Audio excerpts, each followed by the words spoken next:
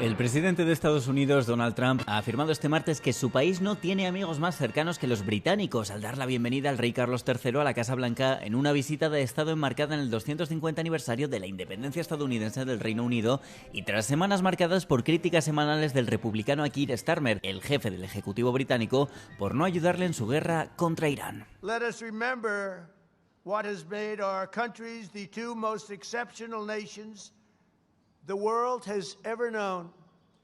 And together let us go forward with even stronger resolve to carry on our sacred devotion to liberty and to the traditions of excellence that have been our shared gift of all mankind.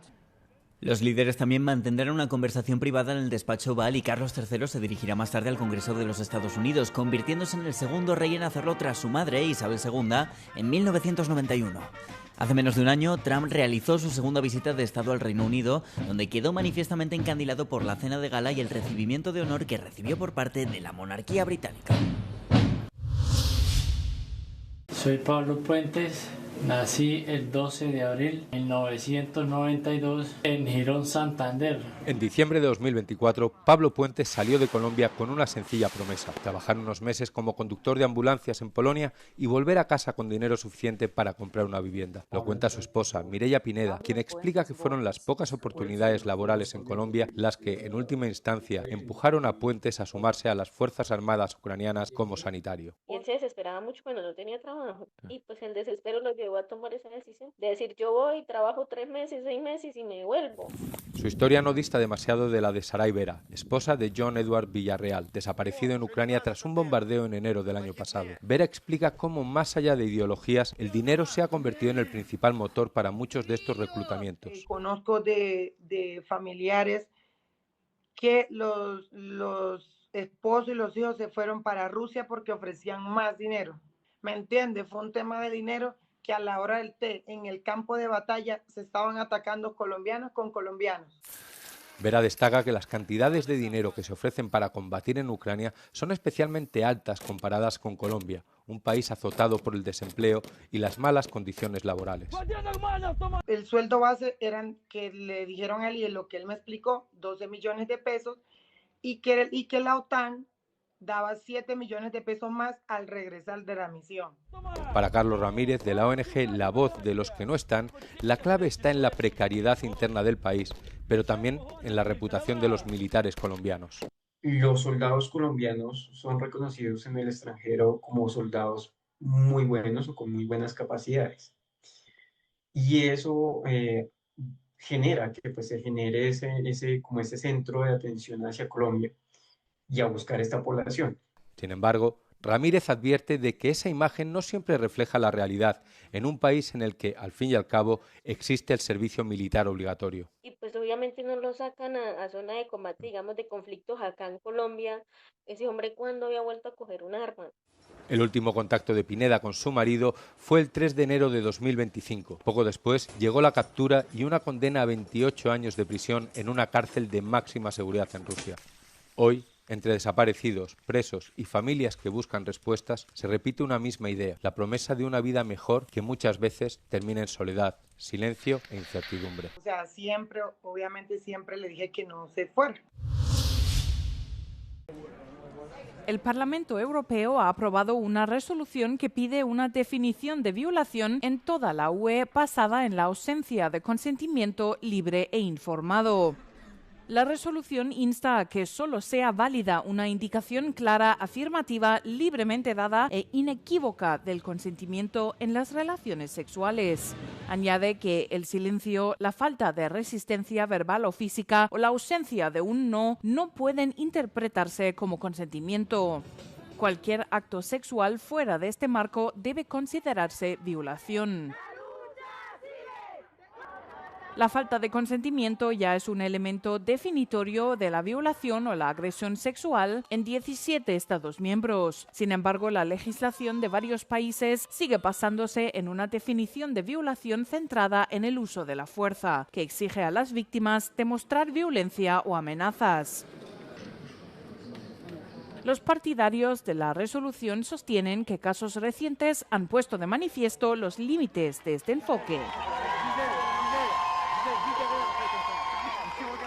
Because of all these scandals that have been surrounding this topic, from the case of Madame Pilicot in France to the rape, so-called rape academy, where you drug women, where the partners drug women, they rape them and they streamed it online. So the violence has evolved against women. Sexual violence in Europe has evolved. Ahora corresponde a la Comisión proponer una legislación que posteriormente deberá ser aprobada por los Estados miembros de la UE.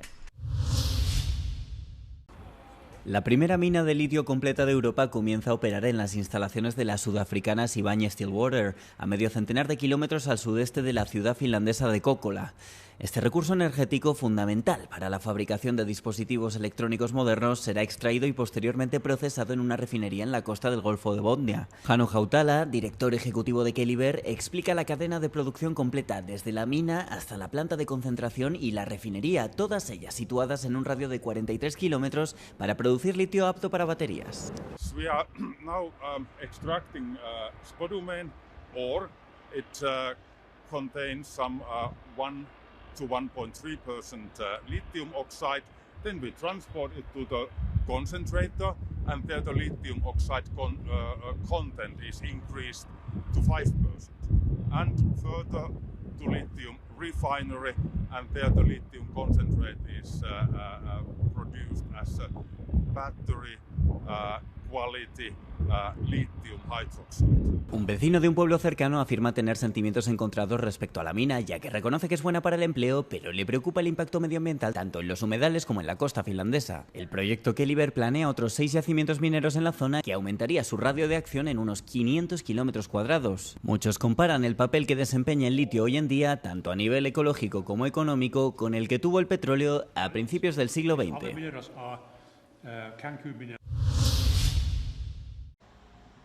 Un hombre de 21 años acusado de planear un ataque contra uno de los conciertos de Taylor Swift en Viena en agosto de 2024 se ha declarado culpable al inicio de su juicio en Austria este martes.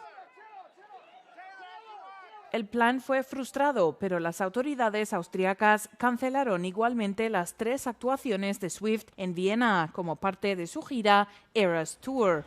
El austriaco, identificado únicamente como Beran A, se declaró culpable de los cargos relacionados con el complot contra el concierto y de pertenencia a una organización terrorista. Presuntamente había estado en contacto con miembros del grupo yihadista Estado Islámico antes del ataque planeado. En 2024, las autoridades afirmaron que el sospechoso esperaba matar al mayor número posible de personas y que información de inteligencia de Estados Unidos llevó a la decisión de cancelar los conciertos. Si es declarado culpable, podría enfrentarse a hasta 20 años de prisión. What do we know about the viral claims of Iranian protesters facing execution?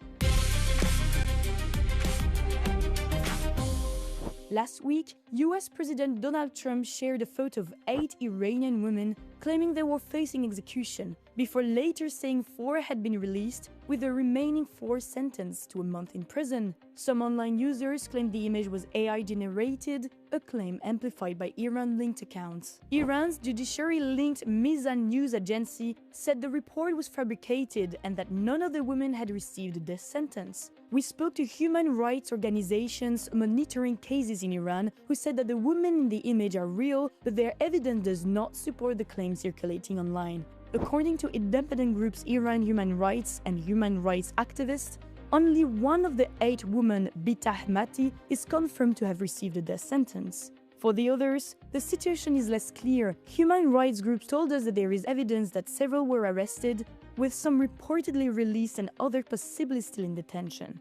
For example, Mahbouba Shabani is reportedly held in Vakilabad prison in Mashhad. She may be facing serious charges, but a death penalty is unconfirmed. For others, such as Ghazal Galandari, there are no credible reports on if she remains in detention. Verifying cases in Iran is difficult, especially in protest-related cases, as access to information is limited and challenging to independently confirm. Human rights groups warn that executions in Iran are at their highest level in decades. with at least 1,639 people executed in 2025 alone, the highest number recorded since 1989. The European Union has repeatedly condemned Iran's uses of the death penalty, especially in cases linked to protests, calling it a violation of fundamental human rights.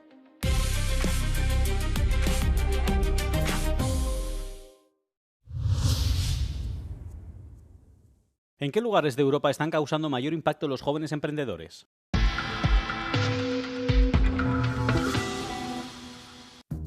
Los jóvenes emprendedores, personas de entre 20 y 29 años, representan el 8% de la población activa de la Unión Europea, es decir, más de 2 millones de personas. Eslovaquia lidera la lista con más del 12% de jóvenes que dirigen su propio negocio. Malta y Rumanía no se quedan atrás, ambas justo por encima del 10%. La situación es muy diferente en Irlanda, Bulgaria y España, donde la cifra es inferior al 6%, lo que indica una presencia mucho menor de jóvenes fundadores. También está surgiendo una nueva ola de emprendedores especialmente jóvenes, adolescentes de entre 15 y 19 años. Ya hay 69.000 en la Unión Europea y el grupo ha crecido un 10% desde 2022. Este segmento está muy dominado por los hombres, unos 47.000 son chicos frente a 22.000 mujeres. Los Países Bajos e Italia tienen las cifras más elevadas en este ámbito, con aproximadamente 12.000 y 11.000 emprendedores adolescentes. Y si ampliamos la perspectiva más allá de la Unión Europea, se está produciendo un auge aún mayor en Turquía, donde casi 33.000 adolescentes ya son empresarios. Cambiando la perspectiva sobre el mercado laboral juvenil en general, Eurostat afirma que alrededor del 66% de los jóvenes de entre 20 y 29 años tienen empleo. Eso supone un aumento de 6 puntos en los últimos 10 años.